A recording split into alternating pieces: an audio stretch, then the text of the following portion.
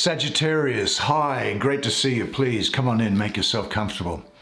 Look, I've got some bad news. Not for you, but for me personally, I was called out earlier this morning to see a lady by her family at a local hospice, and she was about to cross over into the other side, and they wanted me to provide her with some comfort and some solace to know that things were going to be okay.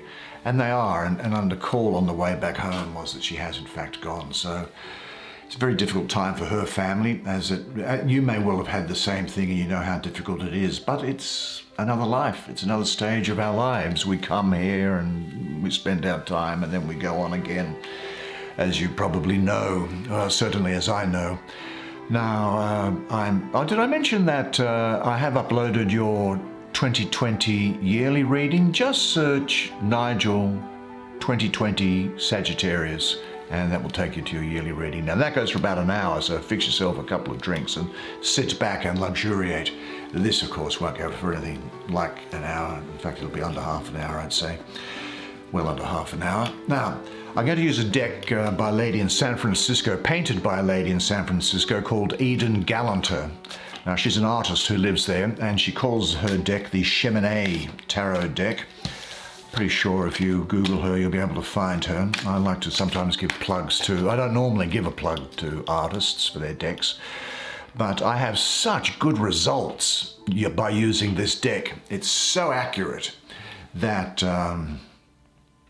I feel compelled to, because the imagery really invokes the right responses from the other side for me. So let's get things underway. I'm now using the hand of the Enterer, the hands of the Enterer, to bring down spirit into this proceeding. And we can now, with spirit in the cards, know that they are going to provide you with an accurate forecast for what is in store for you, because there is no time on the other side. Past, present, and future are all one. And that is, of course, how people know what is happening to people who live here in space and time. This has come out pretty clearly, whatever it happens to be. Well, it's called time, and isn't that interesting? So there you go. And quite an interesting depiction of that card. It's Major Arcana number 9. We shall see what else there is in store for you. I love doing readings for Sagittarius. Sagittarians are great. Let's see what that is. The Priestess. Well, I won't go into it, but I'm not surprised that it happens to be here. I won't go into it, but I'm not surprised that the Priestess is there for you this month of December, which is, of course, your birthday month. Happy birthday to you born in December. And, of course, for you November babies, hope you behaved yourselves. No? Oh, that's good. That's even better. So, let's see what there is. The Princess of Cups. The Princess of Cups. Ah, there's another princess, this time the Princess of Swords. Two rather attractive looking young women as they are depicted on this deck. My interest in young women these days is purely artistic. My interest is in the more mature woman. Now, I'm not going to take any of those because they didn't really come out, so I don't even know what they are, but let's see what there is here. I'll take the top one, shall we? And it is the Two of Cups. Great. Okay, now why don't you come sit down next to me so that you can have a good close look at the imagery on these cards while I do the reading for you. Okay, here we go. Fascinating, fascinating. Let's have a look at this guy first. Let me just bring the focus in a little for you so that you can see it. Now, isn't it interesting? Here we have a man on 4 sticks above a sea with 4 crescent moons. A lantern coming out of the sea, light coming out of the sea, and here a fish playfully looking up at this man. This man does not look like a cripple whatsoever, rather he looks like an acrobat. Well, the water has always had a fascination for us, hasn't it, from time immemorial? I mean, you will be familiar, I suppose, with the first book of the Hebrew Bible, or the Old Testament in Western tradition, known as the book of Genesis. And in chapter 1, it says in verse 1, when God began to create heaven and earth, the earth being unformed and void, with darkness over the surface of the deep, and a wind from God sweeping over the water. And then in verse 4 it says, God said, let there be light, and there was light. Well, of course, what you might also know from reading that book, it's very often the case that people don't read the book. Here, immediately on that first day, the divinity created here light.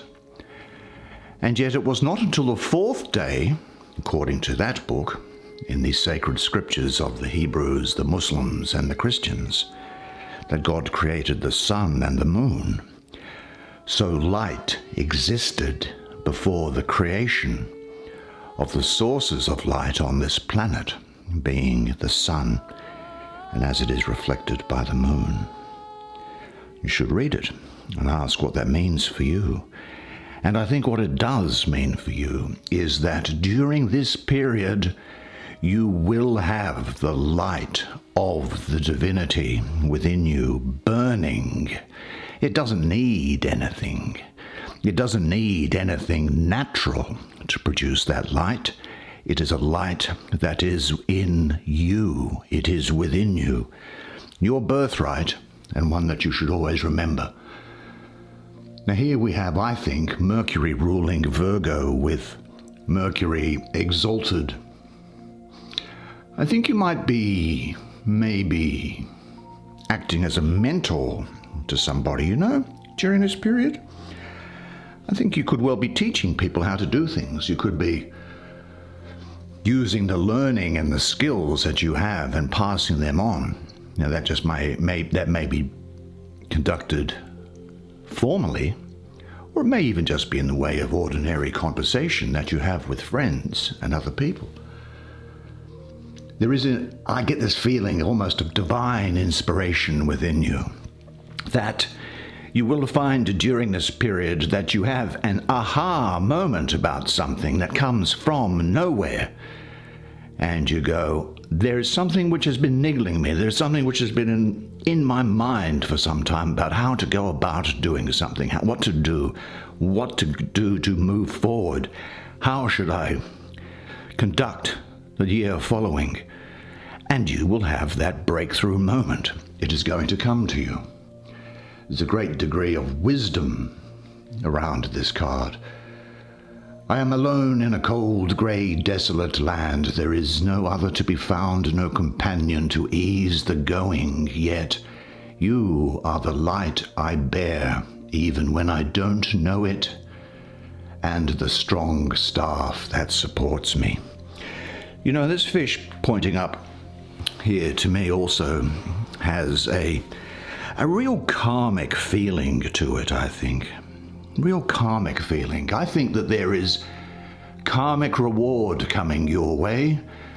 You have had some tough times, haven't you? When you look back at the last few years, you say to yourself, God, why me? Why has this happened? Well, sadly, in this world, joy and happiness are the same. And a rose can be either an open heart or a broken heart. And it is time often. Time, as this card is entitled, that shows you what it is that you have learned. I think you'll be someone who won't compromise your values. I think also that you will either want a significant relationship or nothing at all. That is, you won't be lukewarm. You're either going to be on or you are going to be off. No mucking around, I think.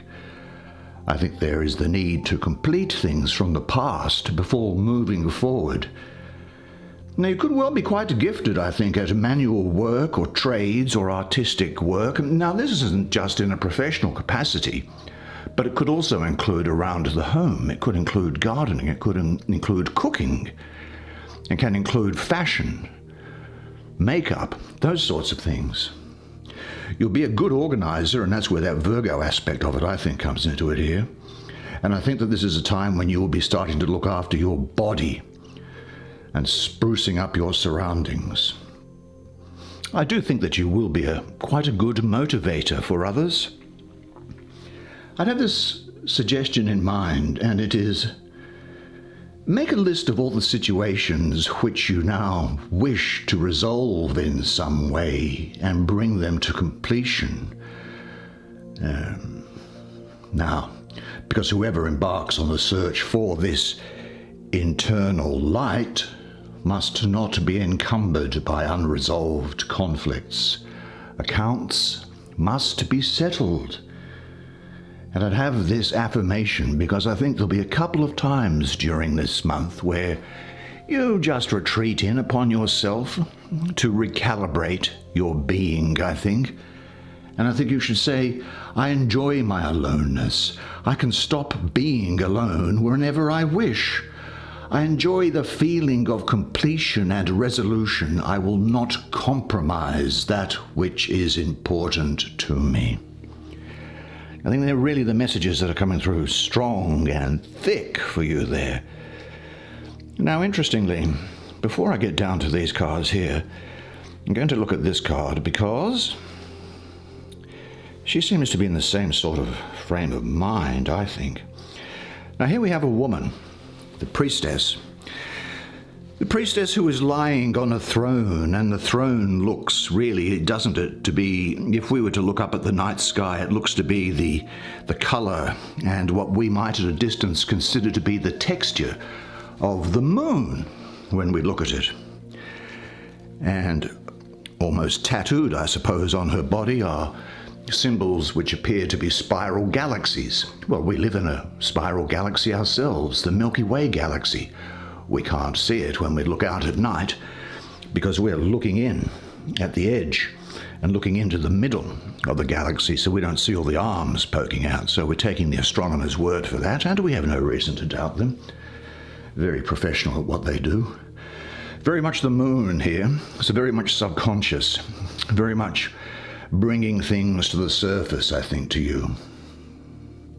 I think the moon represents cycles and going with the flow of life. And I think there is a time, and it's coming on from this other card that we just look at, where you will be discovering your own truth.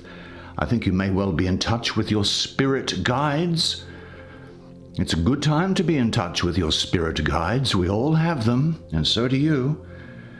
And it's a time also of emotional stability, although I do think there'll be great happiness coming around, and there can be moments of flux, but in general, there'll be emotional stability, I think.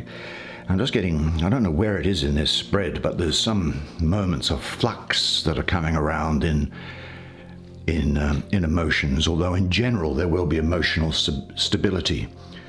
Yet your skin is cool and pale in the moonlight. Not even the night can cool the embrace of your arms around me, nor darken the glistening silver white substance of our love. I close my eyes, and it shields them not. Rather, you grow brighter still. Your eyes lock on mine, unblinking and uneclipsed. O mother, O lover, O child. I think that this is a time when you need to guard against secrets which might be being withheld from you. There could be some information which is being withheld from you, so be aware of that. And to make sure you trust your intuition. Now, for many people, to say trust your intuition is a glib throwaway line. For me, it's not, and I'll tell you why. Your heart is able to apprehend, assess, compute, and make use of information in a productive way that your mind is not even able to see, let alone understand. And so you have your critical mind and your instinctive, intuitive heart. Always follow your heart. Now, of course, you can check it with your critical mind, but your heart will never let you down. Never. I think we have a point here where, do you know, I think it's possible that you could have some sort of psychic ability during this period. I think you might start to think, why is it that I seem to know what is going to happen? How is it that I seem to know how these people are going to react? I think you'll be able to look behind the eyes of people that are talking to you, to look behind their words and to understand what the real message is, what the real agenda is. I think you'll be very talented at that. Do you know, I think that it's possible that you could also have during this period the establishment of a platonic relationship. And by platonic, what I mean is a relationship that is very strong and close, will become strong and close over time, but which is not romantic and in which there's no sex involved. So a very close relationship, I think, is possible to be formed and start during this period. I also think, as I say, and this is coming on, isn't it, also from here, that there may well be a period of alone time for you during this period. But you realize, of course, that changes on the inside are necessary in order to bring about changes on the outside. I think you do need to go with the flow of life during this period. Look, it's your month. It started in November, of course, but this is your month, your time of year. I do think that this could be the beginning of a very creative cycle for you. I think you will be asserting your independence. There will be an increase in your self-esteem during this period, and you will become aware that intuition is a gift and to treat it with the respect that it deserves. Really, I think that it is a time for finding the oasis within you. Balance, independence, self-knowledge, and I think you will be unwilling to limit either yourself or anybody else. Now, let's have a look at this young woman here. Here we have who? Oh, the Princess of Swords. Well, let's have a look at her. What do you make of the Princess of Swords? What do you consider when you look at her? Do you think that she is a woman who is happy? Do you think that she's a woman who is going to be good fun to be with? Is she someone who is going to be calm? She's got a look about her, doesn't she? And I think there's a reason why she has a look about her.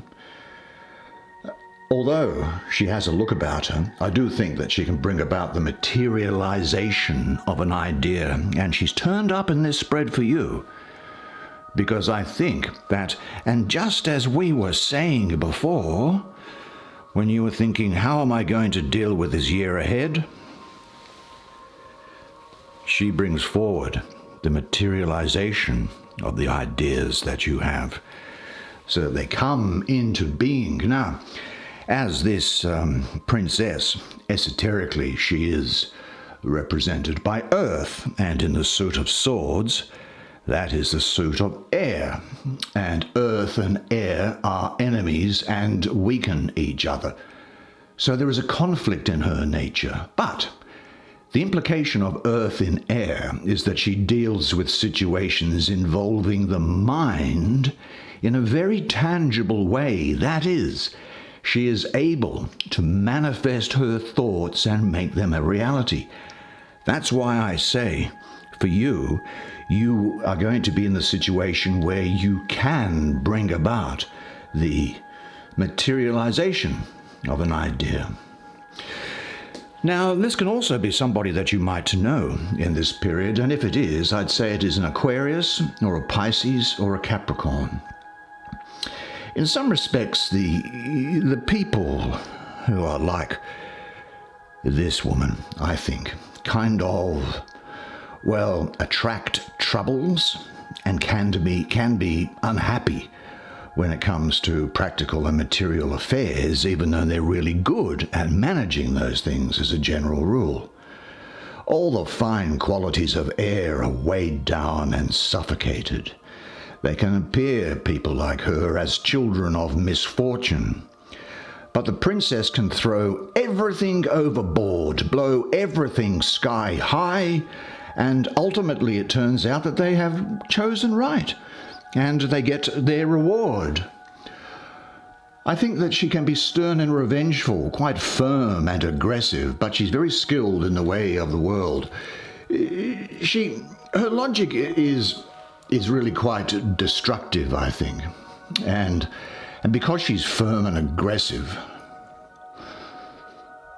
she can run over the top of people's feelings, but she's also very good at dealing with practical matters, as I say, and because she's got street smarts, she's street smart. Now, this, of course, can relate to males as well as females. These court cards are interchangeable.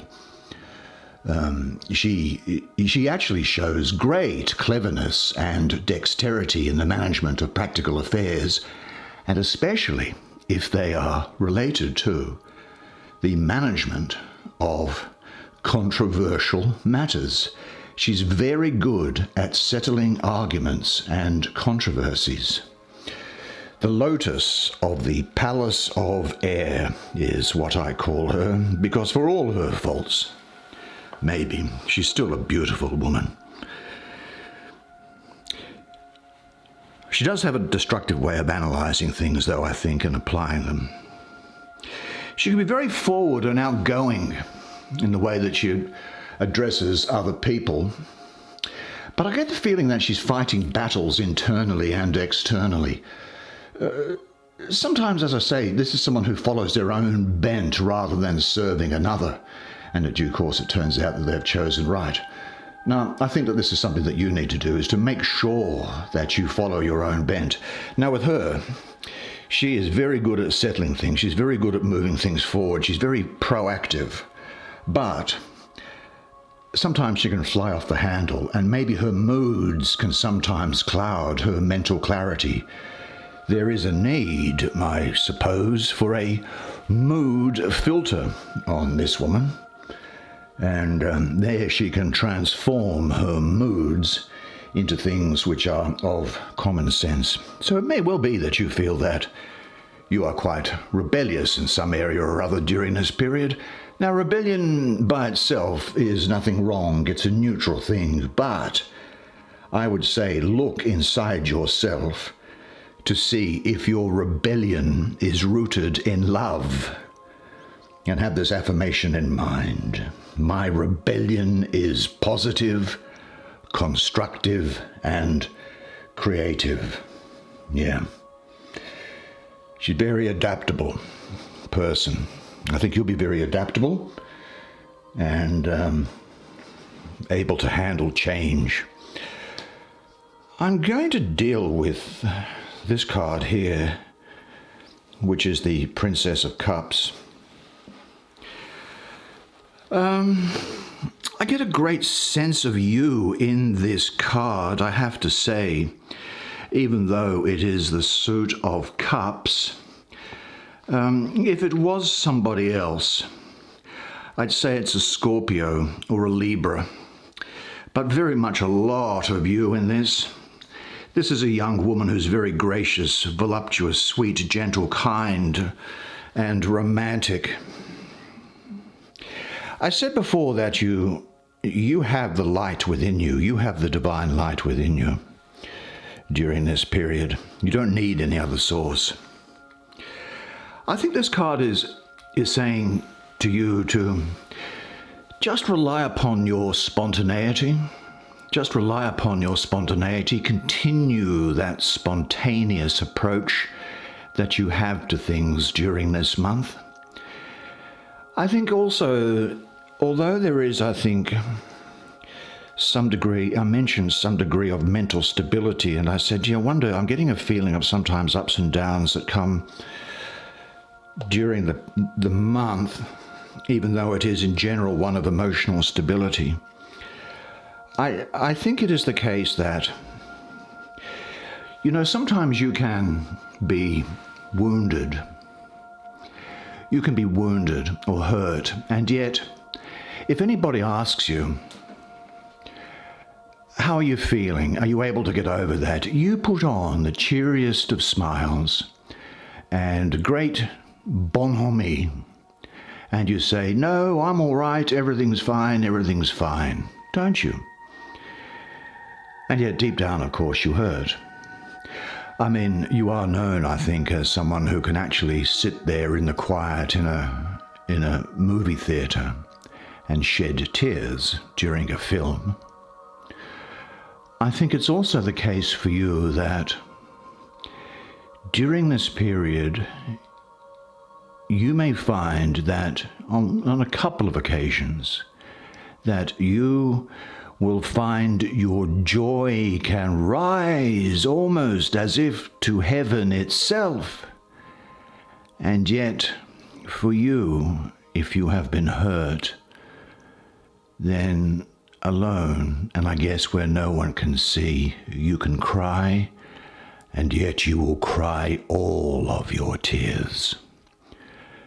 You live life, the highs and the lows. I think also during this period you'll find that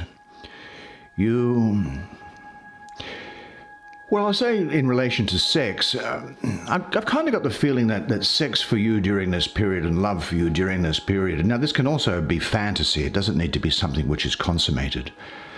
But sex to you can kind of be of seen in two natures. I think on the first hand, it's just seen as one of those things that you just do as a matter of course during the day, that you get up, you have breakfast, you go and do something, you come through, you have a sandwich for lunch or, a curry for lunch, you turn around, it's later, you watch some TV, you have sex, you get up, you read a book. And do you know what I mean? It's just one of those things that you just see this is just a normal thing to do, nothing out of the ordinary.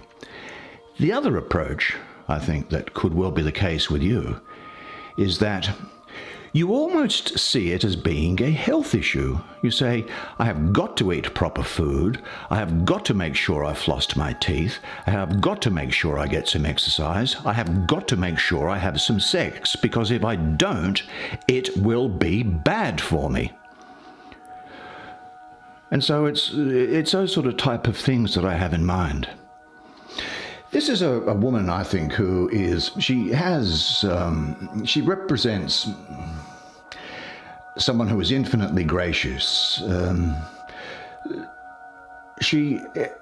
Kindness and tenderness are in her character, all over her.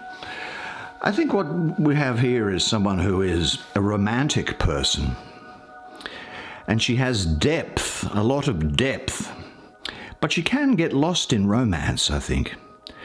As in some respects, I think, even though she's probably, for me, and I've looked through this deck, the most straightforward of all the court cards I've looked at and that have energy speaking to me, she speaks to me that although she's quite open and straightforward, she can sometimes get lost in romance and can become a dreamer and forget to engage in life while she lives in this world of romance. So I'd say that. She's saying to you, listen, romance, love, sex, fantasy, it's all good. Just don't let it subsume all the other things that you need to do during life. Now, the other thing is that I think she's saying to me that it is quite okay for you to have a dependency on someone else or other people during this period. It's all right for you to receive. It's all right for you. Look, you are the great giver. You give of yourself. You give of time. You have an open generosity. You have a generosity both in material sense and you have a generosity in the emotional sense. And you always have a word to say to someone, and you are always there for people. But the thing is with you, whenever you do this, I get the feeling is that during this month, be careful, because that accumulation, every time you do this, it's as if one small part of you silently slips away. And this is a time, I think, for you to reintegrate those parts of you which have shifted like an autumn breeze away, and say to yourself, I'm going to bring them back and I'm going to rely on some other people. It's okay for you to do that because you have given so much, and it's time for you to get something back. Let's look finally on this card here, the Two of Cups. Well, the Two, of course, is a beautiful card. Here we have two people who are male and female, although the lesbian and gay communities can obviously and please make the necessary adjustment because it applies equally. That we have two people here who are not so. The impression I'm getting is not so much, although it can include and does include relationship, partnership, partnered relationships, but it includes something which is even more. It includes something which is an even higher level of bonding together, I think. I have anyway, Venus in the first 10 degrees of Cancer, that 21st of June to the 1st of July. Now this exemplifies the benefit of you drawing this card because Venus is the most receptive of the planets, being about love and beauty and creativity. And Cancer is about nurturing and comfort, support and healing. I think here we'll see close bonds, togetherness, love, deepening love. Now it can be within a partnered relationship. It can be between family members. It can be a love for your work. It can be it's love in its purest sense is what I'm getting. It's very close to the Ace, which is that unconditional explosion of love from the divinity. And so these things are happening now, or they're imminent. Now I think you're going to hear of marriage during this period. I do. I think you could also hear of pregnancy, funnily enough. I think that this foretells of the beginning of harmonious relationships, which may be personal, although they can be business and social relationships, close friendships and partnerships. And you'll be able to access the universal love that was there. This is really residing in you, and this should resonate with you because you're the most spiritually and philosophically aware of the people that may be listening to the readings. I think what we're talking about here is a love that is both special and equal, and you will be able to give and to receive love in equal measure. It's a deep, significant relationship or family tie that you'll be experiencing. Now, there could be an interest in work or a hobby or some other form of creativity that you have a passion for that balances out your emotional nature. As I say, this is happening now. It's very close to the Ace. That's the way it is for you this month. There we go. December. Your December reading. I hope you enjoyed that as much as I enjoyed giving it to you. Now, don't forget, make sure you check out your 2020 yearly reading. Just search for me, Nigel 2020, in your sign, and you'll get it. I thought you were fantastic during that reading. You were outstanding, and you played your part to perfection.